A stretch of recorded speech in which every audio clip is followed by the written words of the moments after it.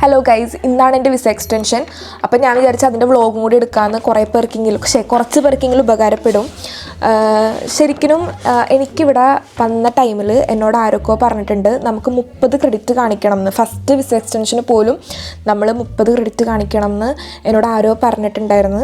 അത് നടക്കാത്ത കാര്യമാണ്. കാരണം എക്സാം എഴുതി പാസ്സാവണം, എന്നിട്ട് അതിൽ നിന്ന് മാർക്കൊക്കെ കിട്ടിയാലല്ലേ ക്രെഡിറ്റ് വീഴുള്ളൂ. പക്ഷേ ശരിക്കും 30 ക്രെഡിറ്റിൻ്റെ ആവശ്യമില്ല. എൻ്റെ ക്രെഡിറ്റ് പേപ്പർ കാട്ടിത്തരാട്ടാ. ഇതാണ്, നിങ്ങൾക്ക് കുറേ 0 കണ്ടുകൂടെ, അതാണ് എൻ്റെ മാർക്ക്. കാരണം ഞാൻ അസൈൻമെൻറ്റ്സേ ചെയ്തിട്ടുള്ളൂ. അസൈൻമെൻറ്റ്സിൻ്റെ റിസൾട്ടൊന്നും വന്നിട്ടില്ല. എക്സാം എഴുതാത്തതുകൊണ്ട് 0 കിടക്കുന്നത്. പക്ഷേ ഇത് വിഷയമല്ല, ക്രെഡിറ്റ് ഇല്ലെങ്കിലും കുഴപ്പമില്ല. ഇത് ജസ്റ്റ് അവർ നോക്കും, മാറ്റി വെക്കും, അങ്ങനെയേ ഉള്ളൂ. പിന്നെ നമുക്ക് വേണ്ടത് ബ്ലോക്ക്ഡ് അക്കൗണ്ട് പക്ഷെ വേണ്ട, 10 ലക്ഷം നമ്മൾ കാണിക്കേണ്ട ആവശ്യമില്ല. 3 മാസം എനിക്ക് വന്നേക്കണ ഒരു റിക്വയർമെൻ്റ് എന്ന് പറഞ്ഞാൽ 3 മാസം നമ്മുടെ അച്ഛനോ അമ്മയോ ആരാന്ന് വെച്ചാൽ നമ്മുടെ അക്കൗണ്ടിലേക്ക് അവർ 1000 യൂറോ മിനിമം അയക്കണം. ഒരു 9 നമുക്ക് ബ്ലോക്ക്ഡ് അക്കൗണ്ട് വീണ അതേ എമൗണ്ട് തന്നെ 3 മാസം അയക്കണം. ഞാൻ അയപ്പിച്ചത് 1000 യൂറോ വെച്ചിട്ടാണ്. 1000 യൂറോയെങ്കിലും അയപ്പിക്കണം 3 മാസം. അതാണ് പിന്നെ വേണ്ടത്. പിന്നെ ഒരു ആപ്ലിക്കേഷൻ ഫോം ഉണ്ട്, ബയോമെട്രിക് ഫോട്ടോ വേണം. പിന്നെ ജോബ് കോൺട്രാക്റ്റ് ഉണ്ടെന്നുണ്ടെങ്കിൽ കുറച്ചും കൂടി നല്ലതാണ്.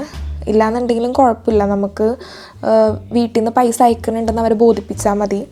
ഈ ഒരു എക്സ്റ്റൻഷൻ കഴിഞ്ഞാൽ ചിലപ്പോൾ നമുക്ക് 1 വർഷത്തെ വിസ ആയിരിക്കും, RP കാർഡായിരിക്കും അടിച്ചു തന്നത്, അല്ലെങ്കിൽ 2 വർഷത്തെ. എത്ര നാളത്തെ ആണെങ്കിലും ഇനിയുള്ള എക്സ്റ്റൻഷന് നമുക്ക് 30 ക്രെഡിറ്റ് എന്തായാലും കാണിക്കണം. അത് കിട്ടും. ഇനിയുള്ളതിൽ നമുക്ക് 30 ക്രെഡിറ്റ് എന്തായാലും കിട്ടും. ഇല്ലാന്നുണ്ടെങ്കിൽ ഇവിടെ നിൽക്കണതിന് കാര്യമില്ല. പിന്നുള്ളത് ചില സ്ഥലത്ത് വീണ്ടും 10 ലക്ഷം കാണിക്കണം എന്നുള്ളൊരു സംഭവം പറയുന്നുണ്ട് ചില സ്ഥലത്ത്. പക്ഷെ മിക്കയിടത്തും അങ്ങനെ ഒന്നല്ല പറഞ്ഞേക്കണത്. നമുക്ക് ബ്ലോക്ക്ഡ് അക്കൗണ്ട് വീണുണ്ടെങ്കിൽ അതിൻ്റെ ട്രാൻസാക്ഷൻ പോലും കാട്ടിയാൽ മതി എന്ന് കേട്ടിട്ടുണ്ട്. പിന്നെ കാണിക്കേണ്ടത് പേയ്മെൻറ്റ് സ്ലിപ്പ്. നമുക്ക് സാലറി വീണേക്കണ സ്ലിപ്പൊക്കെ കൊണ്ടുപോകണമെങ്കിൽ അത്രയും നല്ലതാണ്. നമ്മൾ എല്ലാം കറക്റ്റായിട്ടാണ് നിൽക്കണത്. നമ്മുടെ ട്രാൻസാക്ഷനും നമ്മുടെ പേയ്മെൻറ്റ്സും നമുക്ക് വരുന്ന സാലറിയൊക്കെ കറക്റ്റാണെന്നുണ്ടെങ്കിൽ നമുക്ക് 2 വർഷത്തെ വിസ തന്നെ അടിച്ചു തരും. അതിന് പ്രത്യേകിച്ച് വിഷയമില്ല. പക്ഷേ അവിടെ ഇരിക്കുന്ന ഓഫീസേഴ്സിൻ്റെ സ്വഭാവം പോലെ ഇരിക്കും. ചിലവർ മുരടന്മാരായിരിക്കും. അങ്ങനെയാണെന്നുണ്ടെങ്കിൽ നമുക്ക് കിട്ടാൻ ഇത്തിരി പണിയാണ്. ഒരു 2 വർഷത്തെ കിട്ടാൻ പണിയായിരിക്കും. പക്ഷേ മിക്കവർക്കും 2 വർഷത്തെ കിട്ടിയിട്ടുണ്ട്. ചില കേസൊക്കെ മാത്രമേ കേട്ടിട്ടുള്ളൂ, എന്തെങ്കിലും വിഷയമുള്ളവർ. പിന്നുള്ള പ്രൊസീജിയറൊന്നും കുഴപ്പമില്ല. നമുക്ക് പോയി എല്ലാം കറക്റ്റായിട്ട് സബ്മിറ്റ് ചെയ്യുക. അവരൊന്ന് കൺവിൻസ് ആക്കുക. നമ്മൾ ജോലിക്ക് പോകുന്നുണ്ട്, നമ്മൾ മിനി ജോബോ പാർട്ട് ടൈമോ ചെയ്യുന്നുണ്ടെന്നുണ്ടെങ്കിൽ അത് കൺവിൻസ് ആക്കിയാൽ മതി. അവർ നമുക്ക് വിസയുടെ എക്സ്റ്റൻഷനുള്ള സംഭവം അടിച്ചു തരും. അതേപോലെ നമുക്ക് എക്സ്പ്രസ് വിസ വേണമെങ്കിൽ കിട്ടും കേട്ടോ. 5 ദിവസത്തിനുള്ളിൽ നമുക്ക് വിസ കിട്ടാനാണെങ്കിൽ 35 യൂറോ എക്സ്ട്രാ അടിച്ചാൽ മതി. അല്ലാന്നുണ്ടെങ്കിൽ 106 യൂറോയാണ് വരാം വിസ എക്സ്റ്റൻഷൻ. നമ്മുടെ നാട്ടിൽ കൊടുക്കണം അതേ 10,000 രൂപ തന്നെയാണ് ഇവിടെയും കൊടുക്കേണ്ടത്. പ്രത്യേകിച്ച് വ്യത്യാസമൊന്നുമില്ല. ഞാൻ പഠിക്കുന്ന യൂണിവേഴ്സിറ്റി RWTH ആണ്. എൻ്റെ ഈ വിസ എക്സ്റ്റൻഷൻ കഴിഞ്ഞാൽ എനിക്കിനി വിസയുടെ പ്രൊസീജിയർ ചെയ്യേണ്ടത് യൂണിവേഴ്സിറ്റി തന്നെയാണ്. അവിടുത്തെ സൂപ്പർസി തന്നെയാണ് എല്ലാ അപ്പോയിൻമെൻറ്റ്സും കാര്യങ്ങളൊക്കെ എടുക്കേണ്ടത്. ഇപ്പം ഞാൻ പുറത്തത്തെ സ്ഥലത്താണ് ചെയ്യണത്. കാരണം ഞാൻ യൂണിവേഴ്സിറ്റി മാറി വന്നതാണല്ലോ. ഞാൻ കാൾസ്ട്രയിലായിരുന്നു. ഞാൻ ഇപ്പോൾ ആഹനിലേക്ക് വന്നതുകൊണ്ട് എനിക്ക് പുറത്തുനിന്നാണ് ചെയ്യേണ്ടി വരുന്നത്. അടുത്ത വിസ എക്സ്റ്റൻഷൻ മുതൽ എനിക്ക് കുറച്ചും കൂടി എളുപ്പമായിരിക്കും. വിസ എക്സ്റ്റൻഷനെ പറ്റി അത്രയേ ഉള്ളൂ. ഫസ്റ്റ് വിസ എക്സ്റ്റൻഷൻ അത്ര കോംപ്ലിക്കേറ്റഡ് ഒന്നുമല്ല. ഇനി എനിക്ക് പറയാനുള്ളത്, കുറച്ച് ഡൗട്ട്സ് എന്നോട് ചോദിച്ചിട്ടുണ്ടായിരുന്നു. അപ്പോൾ അതിൽ നിന്ന് പെട്ടെന്ന് പറയാൻ പറ്റിയ 2 കാര്യങ്ങൾ പറയാം. ബെസ്റ്റ് യൂണിവേഴ്സിറ്റി ആണോ ബെസ്റ്റ് കോഴ്സാണോ ചൂസ് ചെയ്യേണ്ടതെന്നുള്ളത്. എൻ്റെ അഭിപ്രായത്തിൽ ബെസ്റ്റ് കോഴ്സ് ചൂസ് ചെയ്യേണ്ടതായിരിക്കും കുറച്ചും കൂടെ നല്ലത്. യൂണിവേഴ്സിറ്റിനേക്കാളും നമുക്ക് പറ്റുന്ന കോഴ്സ്, നമുക്ക് ഇത്തിരി കൂടി പഠിക്കാൻ പറ്റുന്ന കോൺഫിഡൻ്റ് ഉള്ള കോഴ്സ് എടുക്കുക. കാരണം ജർമ്മനിയിലെ പബ്ലിക് യൂണിവേഴ്സിറ്റിയിൽ നിന്ന് പാസ്സായി വരുന്നത് ഭയങ്കര പണിയാണ്. അപ്പോൾ നമുക്കിഷ്ടമുള്ള കോഴ്സാണെന്നുണ്ടെങ്കിൽ ഇത്തിരി കൂടെ എളുപ്പമായിട്ട് പഠിക്കാൻ പറ്റും. അപ്പോൾ കോഴ്സ് ഏതാണോ, പിന്നെ ഓപ്പർച്യൂണിറ്റീസ് നോക്കുക. തിരിച്ച് ഇന്ത്യയിലോട്ട് പോകണമെങ്കിൽ പോലും അവിടെയുള്ള ഓപ്പർച്യൂണിറ്റീസ്, ഇവിടെ നിൽക്കാനാണെങ്കിൽ ഇവിടെയുള്ള ഓപ്പർച്യൂണിറ്റീസൊക്കെ നോക്കിയിട്ട് കോഴ്സ് ചൂസ് ചെയ്യുക.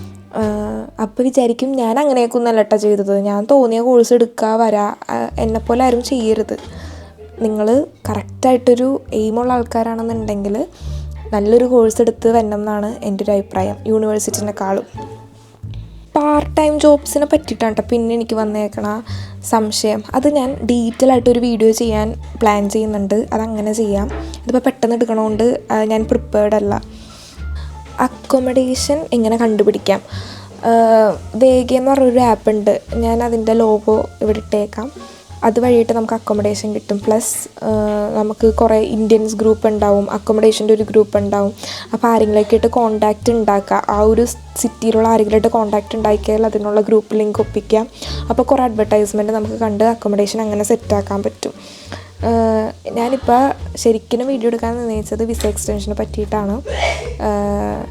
ഇതിനെപ്പറ്റി ബാക്കിയുള്ള കാര്യത്തിനൊക്കെ പറ്റിയിട്ട് ഡീറ്റെയിൽ ആയിട്ട് ഞാനൊരു വീഡിയോ എന്തായാലും ചെയ്യുന്നുണ്ട്.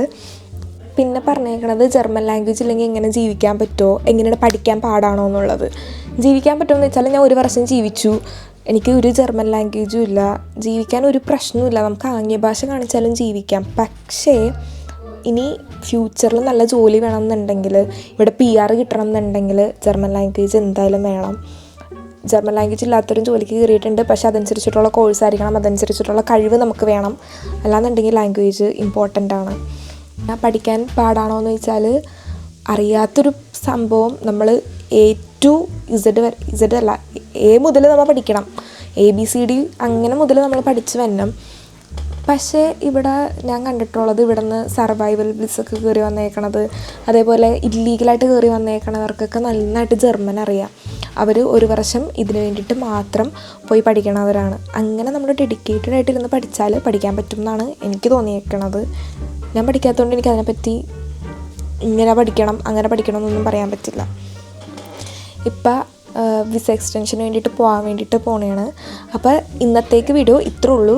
പിന്നെ അവിടുത്തെ വീഡിയോസ് എടുക്കാൻ പറ്റുന്നുണ്ടെങ്കിൽ ഞാൻ ആഡ് ചെയ്യാം, ഇല്ലാന്നുണ്ടെങ്കിൽ ബൈ, അടുത്ത വീഡിയോയിൽ കാണാം. ടാറ്റാ.